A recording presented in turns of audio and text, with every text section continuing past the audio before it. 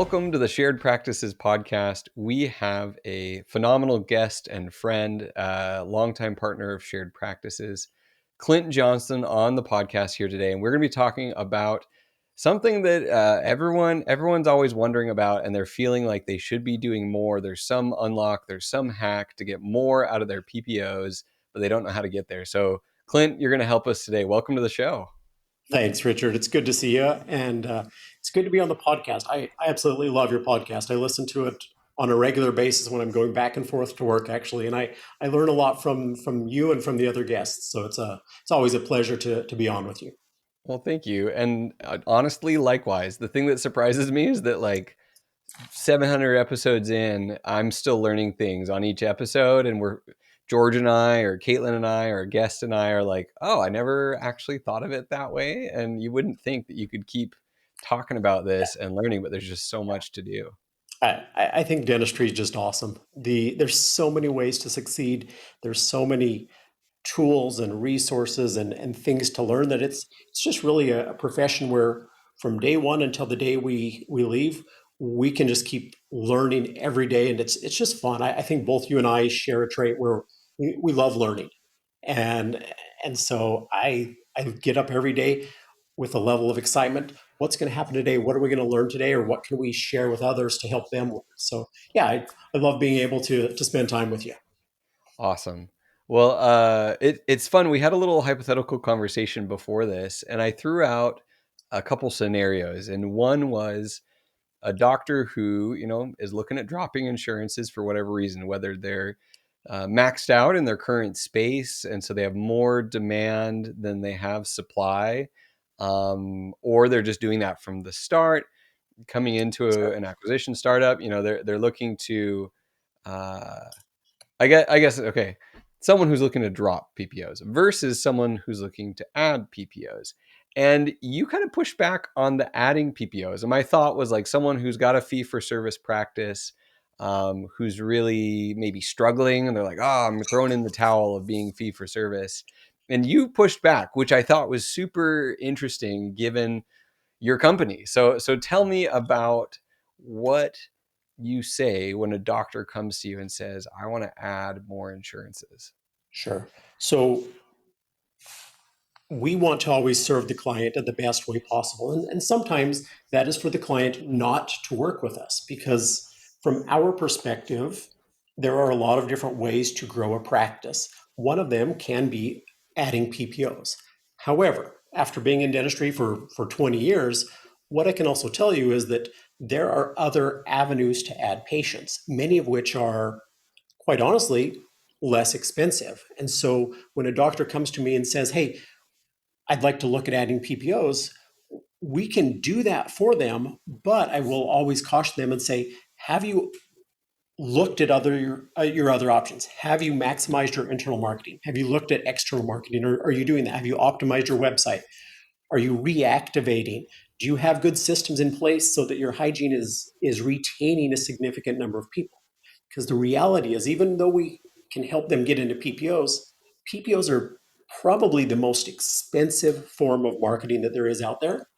And in being honest and trying to have integrity with the people that we serve, I want them to have looked at all of the other options before they go down this path of taking a 30 or 35% adjustment on every single procedure for as long as they're in network. Well, and that really did surprise me for you to push back and say, this is kind of the most, like you said, most expensive. I was about to say the worst, the worst form of marketing, because it is it's an obligation, and it kind of locks you in terms of how your fee schedules are going to be set, and you're no longer in control as much.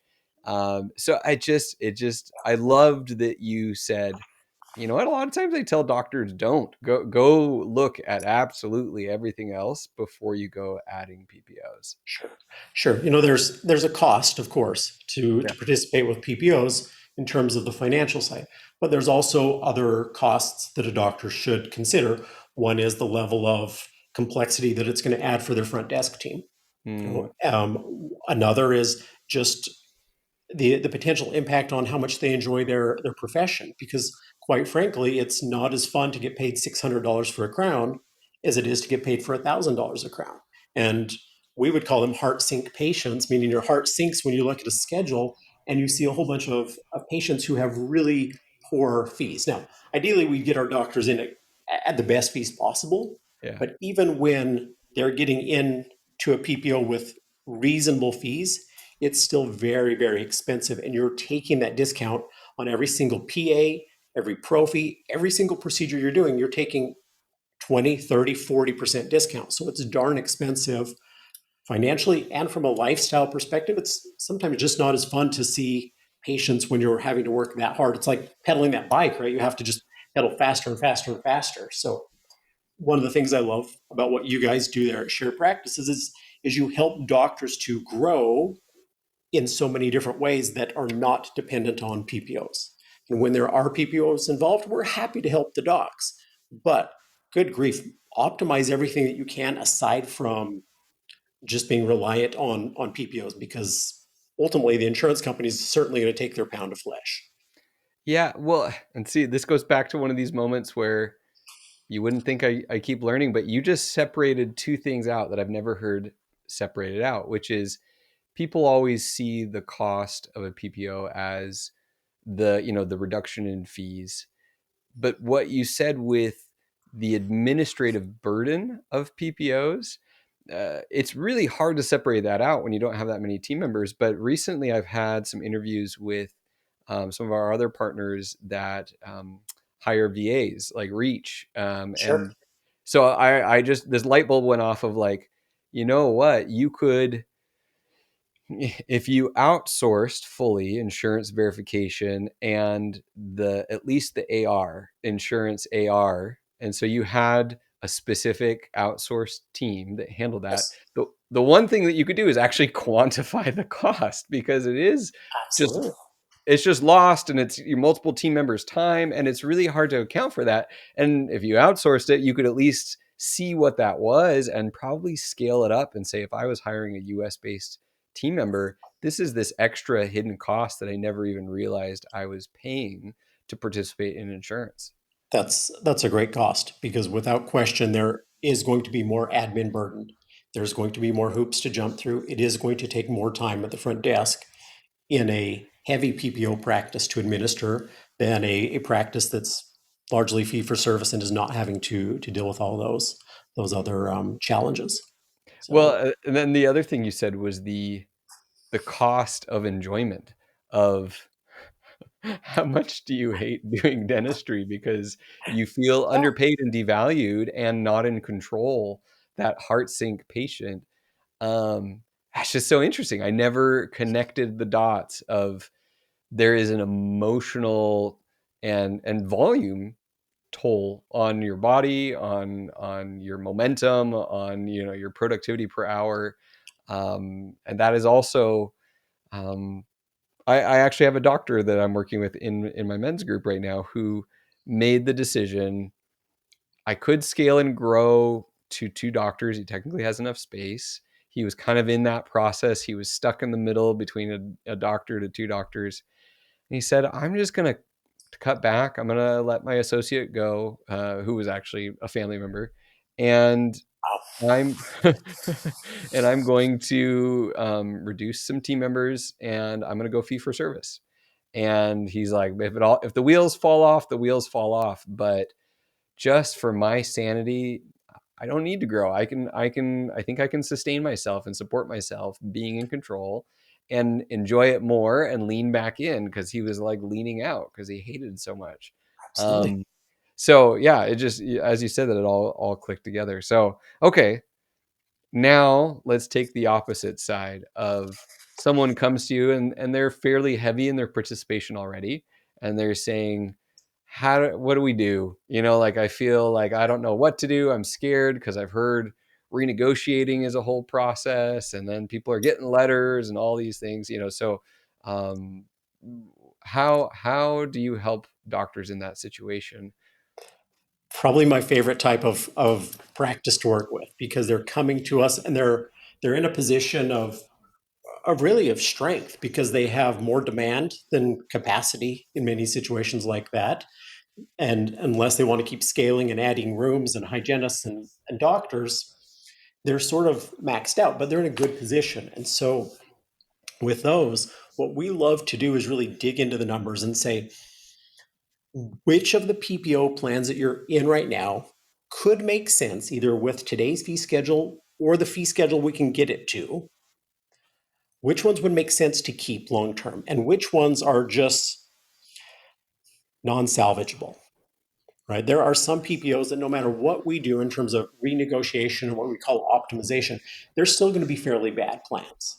Hmm. And so what we try and do is we quantify for those, or we try and quantify for the doctor what's the impact of each plan. So where we would love to start with a lot of practices would be to say, let's initially focus on getting rid of the plans that are about 3% or less of the total office collections in the last year. Okay, so let's start small and bad. And with those, even if we have 50% attrition, there's still Doesn't matter. 10 plans in the practice. And this is already a practice that has got significant demand. And so we can backfill pretty easily. If we lose 50% of a plan that's 2% of the practice, big deal, it's 1% of the practice. And the patients who stay at a much higher fee.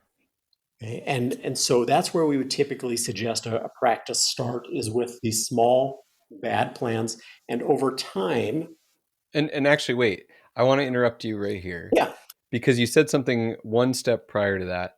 It's funny. Before on the podcast, I used to be like, okay, let's give me the DIY version of this. And if someone, had a company doing something where I was like, okay, how can we do this on our at least some of this on our own before we, jump in and work with someone like you. But I also lose my patience with people. I'm like, just go hire Clint. Like, just go hire someone that has done this and is trusted and vetted. And that's why we have you on the show. But I think assessing if this even makes sense to go down the road, you said the first thing we do is collect data, because I think a lot of times doctors don't even know. They don't know which ones are good and which ones are bad and which ones have high involvement and which ones have low involvement. I mean, how long does it take you guys to collect the data, and how easy is it for a doctor if they just even want to look and they want to figure out um how bad is it in my office? What do they do?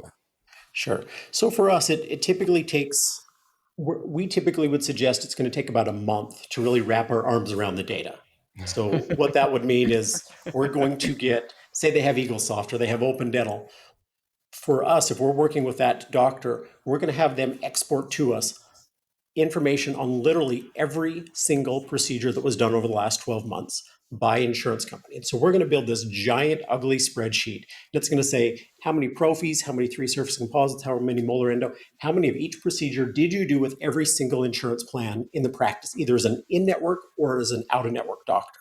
So we're Hmm. looking at a 5-page wide spreadsheet, narrow columns showing how much volume they're doing. And from that, we can then ascertain how big is this plan in the practice relative to the total productivity of the practice, right? And from that, that's when you can start to make data-driven decisions. I hate the concept of making knee-jerk decisions based upon who we like or who we don't like or who's easy to work with. I'm really a believer that with the quality of data that we can get out of some of these good softwares today, it allows us to make really informed decisions. So for us, we would do that analysis for a doctor. Like I say, it's about a month to do it, and if a doctor were going to do that on their own, honestly, This I I started don't know how they laughing. would do it. Yeah, I started Um, laughing when you said that because in my mind, I actually thought, I'm really glad I asked this. I thought you were going to say, we look at the fee schedules. But instead of looking at the fee schedules, you're looking at the actual back end data and the results, because fee schedules can say one thing all day long, but what are the actual approvals and the money coming in the door? I didn't even think about that, sure. because that is the proof is in the pudding. This is where the actual dollars come from the insurance companies. Correct.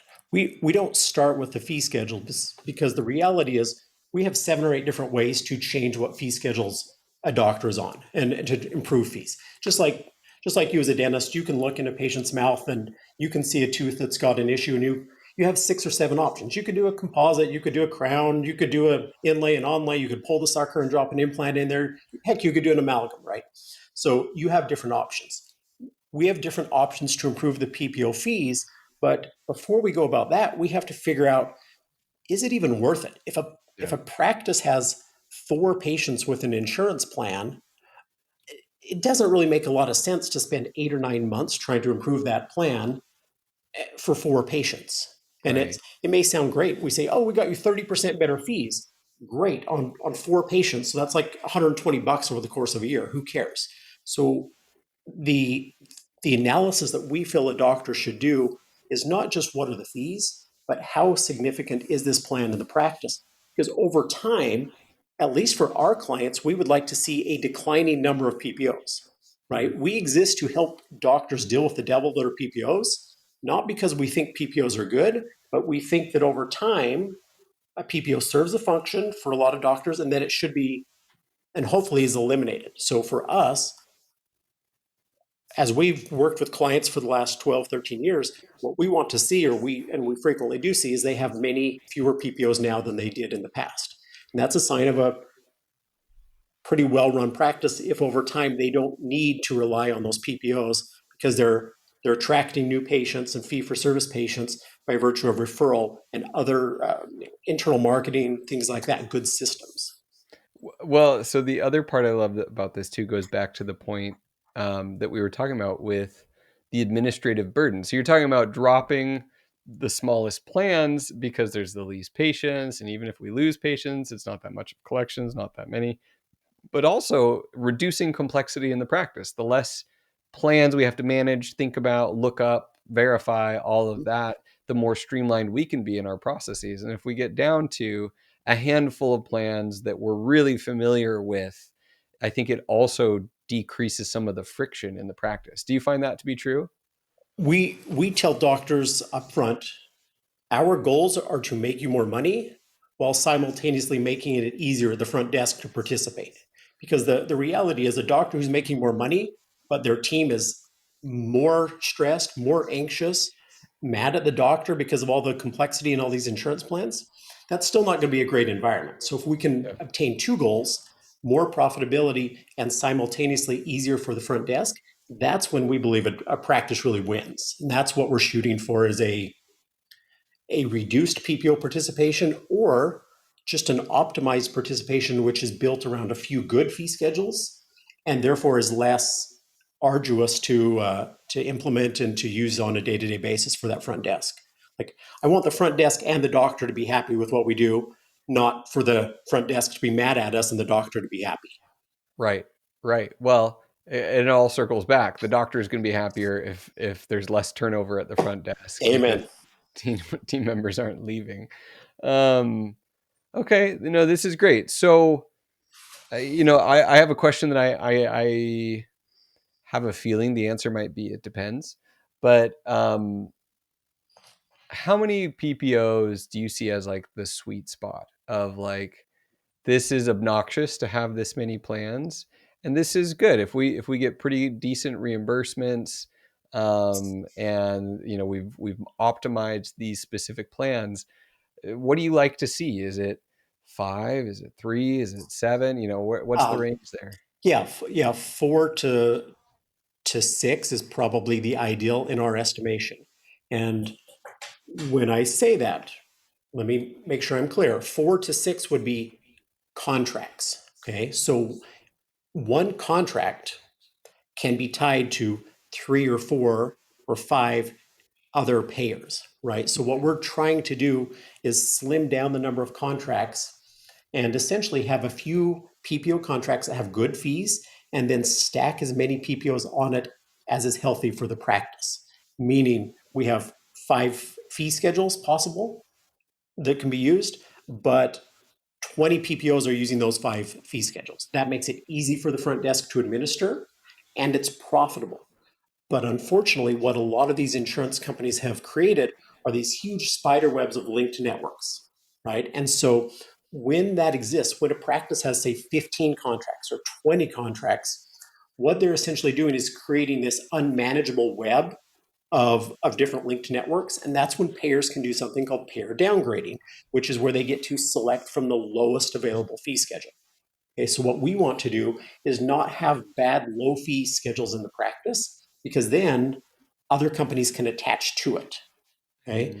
Mm, And we jokingly say it's like an infection. If you bring one bad insurance company into your practice, bad being defined by crappy fees, what we want to prevent is that from mushrooming out or infecting other plans within the practice, right? And the easiest way to not even let it infect the rest of the practice is just to never even have that bad plan in place. So a lot of clients will come to us and they'll have 15, 18 contracts. And over time, we're slimming that down to say 5 or 6 contracts, still keeping them in the majority, the vast majority of the networks that they were in, but we're doing so in a more streamlined manner using fewer fee schedules and better fees. And that's where I think a doctor really wins, because they win with a happier front desk and they're more profitable. And frankly, the practice is more valuable in that scenario as well when they go to sell at some point. well, so it's interesting. I didn't realize that this gross little web leads to insurances being able to find the lowest common denominator and drop to that level. And so I think Sure. sometimes there is a sense when someone thinks about working with someone like you of like, I've kind of already screwed it up. Like, we're in network with all these people. Man, if I had negotiated these correctly in the first place, what life would be so good. Maybe we can repair a little bit, but like I did it wrong. And there's not as much hope, and therefore it's not even worth messing with this. So what would you say? Is that just me, or do other people kind of come in with that same attitude? So, sometimes practices come in and they're fairly defeated and they're hoping for 4 or 5% improvement. And the reality is, if a doctor's patient and we work through a structured, organized, systematic approach, we can often get doctors dramatically better fees. Now, sometimes it's going to take 18 months to do it, Right. but the results can be pretty stunning. I was working on a 2 doctor practice earlier this morning, and we're going to add about $330,000 per year to the bottom line without them having to do any more, just because they had their insurance configured incorrectly. So that's pretty awesome. I'm geeked about that because it's going to make Yeah. so much difference for them. So $165,000 per doctor without working any harder. Now Yeah. it's going to take us probably 15 to 18 months to do it, but they're young guys. They're going to be doing dentistry for another 15 years, Yeah. and so that's going to add $330 million. I'm sorry, $3 million over the next 10 years, plus whatever the value is on the practice, right? An On the back additional end. Yeah. $300,000 on the back end really adds up on valuations, as you well know. Yeah. No, 100%. So, okay. So the timeline, it's like, okay, we have to be a little patient with this. And when you said right up front, I'm glad I asked the question of like, how long does it even take to pull this data? Because I think people are confused why this takes so long, and then the patience with the process being a little harder because it's like, okay, we're gonna go through this, and it's worth it on the back end. Um, I think there's also fear of this phase of renegotiating and being out of network for a time, and patients are getting letters, and your front desk is getting upset patients, and things are getting Sure. denied. So how much of a reality is that, and what do you guys do to mitigate that? Yeah. Well, in trying to improve the fees, you're looking at a couple options. One of them is renegotiation, which is just retaining the existing contract and getting paid higher fees. That's something that every doctor should pursue or have professionals pursue on their behalf. Now, the things that often lead to the biggest increases in fees, 25, 30, 40% improvement in fees, often do require changing of that contract to align with a higher paying fee schedule of one of the strategic partners. And it's kind of like a ladder. We call it the PPO profit ladder. If we look at an insurance plan, A lot of the insurance plans have 8 to 12 different relationships. And so the game, so to speak, is to identify each of those relationships that an insurance company has, organize them from what's the best fee schedule to what's the worst fee schedule. Okay. And it's not just based upon the fees, it's based upon the fees combined with the procedures that that doctor does, right? So a who cares about a low endo fee if you're not doing endo in the practice? So when Right. we're analyzing what's going to be most profitable for that practice, it's based upon what are the procedures that doctor is doing. So you organize those into a profit ladder, and then from there you figure out how significant is the variance between where the doctor is now and the highest rung on the profit ladder. And that's based upon what's happened in the last 12 months. We're literally assessing every code. And then, if I were to look at that for somebody like you, what I would say is, okay, Richard, here's where you are. Here's how many of each procedure you did with XYZ insurance company. If we take you from the rung you're on the profit ladder and climb up rung by rung by rung over the next 18 months, here's what that ultimately means to you. Okay. And if it's, say, $47,000 just on that insurance, then you're probably going to say, okay, it's worth a climb over 18 months to then have an additional $47,000 of profit every year going forward, assuming no growth, just Yeah. assuming you don't turn into a jerk and run the current patients out. But as long as you just keep doing what you're already doing, we can add 47,000 on this plan, or 27,000 on this, or sometimes 80 or 100,000 on some big plans. Right. So it only makes sense to go through that process of climbing the profit ladder if there's enough money in it for you to justify the headache. And if there is, that's when we go through the process that you referenced, where maybe a doctor has to go out of network and has to realign. And so in a situation like that, A, we're doing it because we know there's enough money to justify the headaches. And B, we're doing it with a plan where what we'll often do is we'll often plan with the front desk that we're going to honor the copays for the patients that they've already had. So that way, as we're making this change, that the patient is not suffering any increased cost due to us reconfiguring. Of course, you've got to disclose that to the insurance companies as you're doing so, because we don't want to do anything that would in any way be fraudulent or anything like that. But what we found is if the front desk is prepared, they know what's going to happen, they have a system in place, the patients are not upset, but most offices tolerate it very, very well. And it's really, for most practices, it's really something they only have to go through one time, right? Yeah. You realign everything, you get it as good as it can be. And from there, in the future, it's just minor tweaks.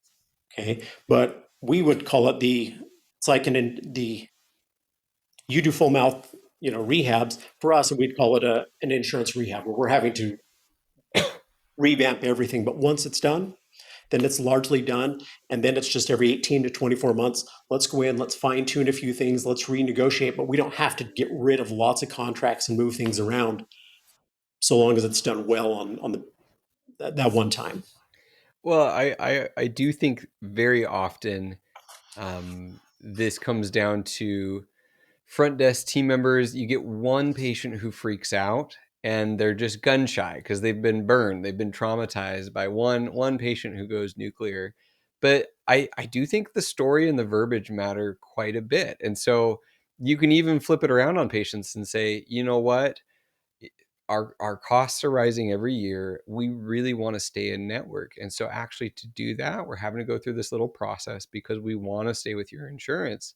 And it's just a temporary little blip. And so if you'll be patient with our practice, we care about you and we want to participate with your insurance. And we will be. But in the meantime, there's just a little blip here and we'll get right back to where we were before. Beautifully said. And that's one of the advantages of a practice working with somebody like shared practices, to help them feel confident in the direction of the practice overall, and to work on dialogues and scripting. And we share those with dental teams. But the reality for us is also, when a practice is working with a coach, that's an easier practice for us to work with as well, because they're making progress. The team is gaining confidence on lots of fronts. They're putting better systems in place. And so for us, we're thrilled anytime we're working with a client who's also working with, say, shared practices, because that's a practice that's growing and improving every day already. They're not just depending on us to improve the PPOs. They're looking at everything, the totality of the practice, and saying, how can we improve it? So that's why I love what you guys do as well. We didn't pay you to say that, but no, thank you.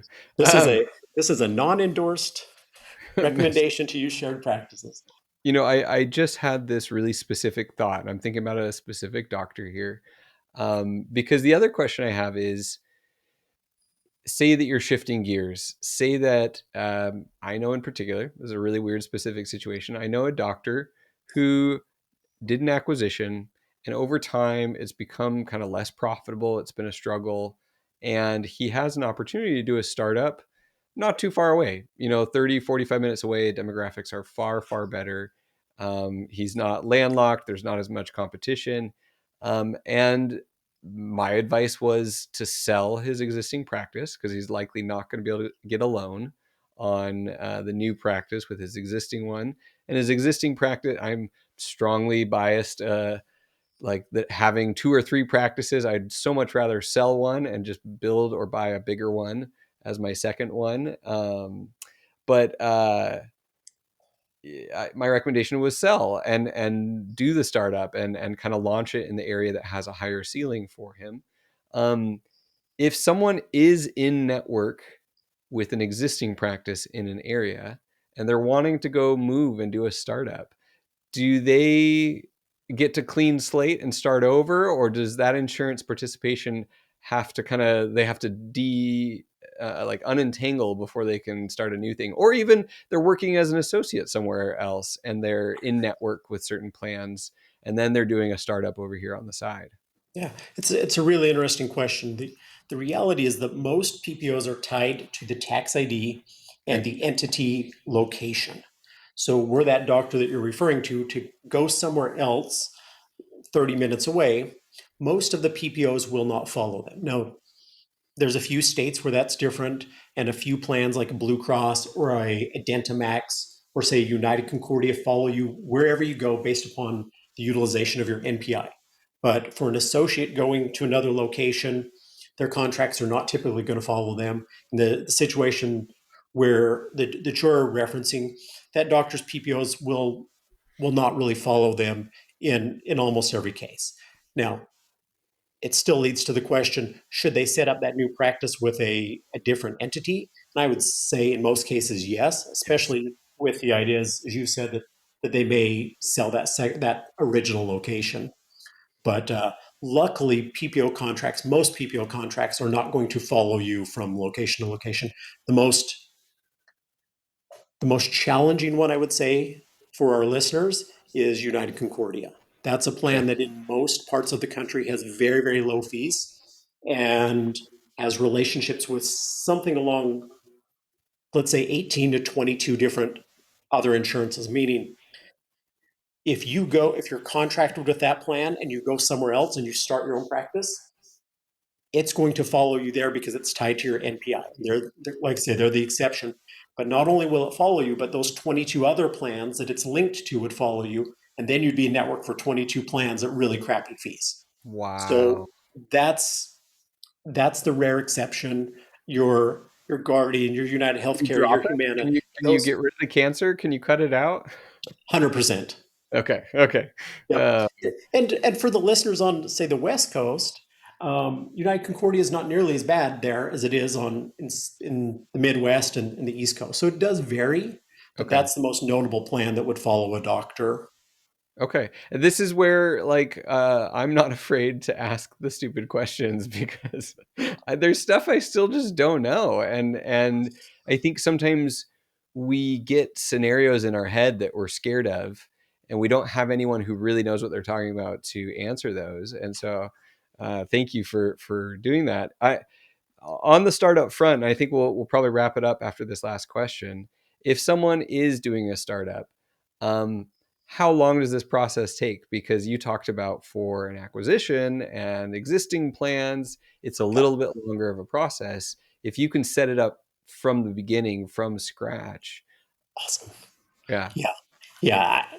It's such a great strategy to just get it set up right at the beginning. And you're going to make more money from day one.